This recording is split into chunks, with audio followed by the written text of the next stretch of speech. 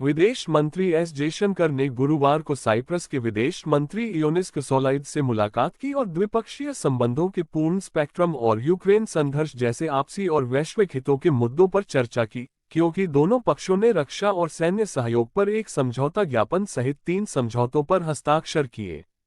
Jaishankar Cyprus की अपनी पहली आधिकारिक यात्रा पर दिन की शुरुआत में यहां पहुंचे, क्योंकि दोनों देश राजनयिक संबंधों के 60 साल पूरे होने का जश्न मनाया। अपनी यात्रा के दौरान जयशंकर ने अपने साइप्रस समकक्ष कसोलाइड्स से मुलाकात की और रक्षा और सैन्य सहयोग पर एक समझौते पर हस्ताक्षर किए, आप्रवासन और गतिशीलता पर एक और आशय पत्र, साथ ही साइप्रस के अंतर्राष्ट्रीय सौर गठबंधन ISA में शामिल होने के समझौते पर हस्ताक्षर किए।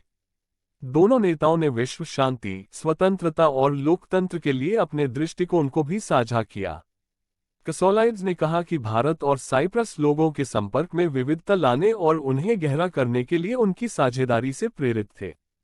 जयशंकर और कसोलाइड्स ने यूक्रेन संघर्ष और अफगानिस्तान की स्थिति जैसे वैश्विक मुद्दों की एक श्रृंखला के साथ साथ द्विपक्षीय संबंधों के पूर्ण स्पेक्ट्रम पर जाने का अवसर लिया। जयशंकर ने संयुक्त मीडिया उपलब्धता के दौरान कहा कि दोनों देशों के बीच सहयोग की सीमा सभी को दिखाई दे रही और वे कोविड-19 महामारी के बाद अंतर्राष्ट्रीय समुदाय के सामने आने वाली महत्वपूर्ण चुनौतियों पर सहयोग करने के इच्छुक हैं। मंत्री ने कहा कि भारत और साइप्रस सामूहिक रूप से खाद्य और ऊर्जा सुरक्षा, समुद्री सुरक्षा के साथ साथ टिकाऊ पर्यावरण जैसे महत्वपूर्ण मुद्दों पर काम कर रहे हैं।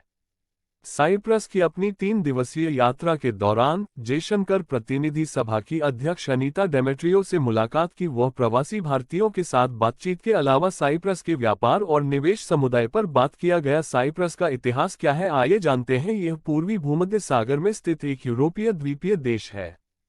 साइप्रस ने 1960 में ब्रिटेन से अपनी स्वतंत्रता प्राप्त की। देश में बहुसंख्यक आबादी ग्रीस मूल की है, जबकि अल्पसंख्यक आबादी तुर्की मूल की है। तुर्की ने 1974 में साइप्रस पर आक्रमण किया और 1983 में उत्तरी साइप्रस का एक तुर्की गणराज्य बनाया। तुर्की को छोड़कर कोई भी देश तुर्की साइप्रस को मान्यता नहीं देता है। भारत भी साइप्रस सरकार को मान्यता देता है। राजधानी निकोसिया, मुद्रा यूरो, राष्ट्रपति निकोस अनास्तासियादेस। वीडियो देखने के लिए धन्यवाद। मिलते हैं अगले सेशन में। प्लीज लाइक करें, सब्सक्राइब करें। For more updates, thank you again.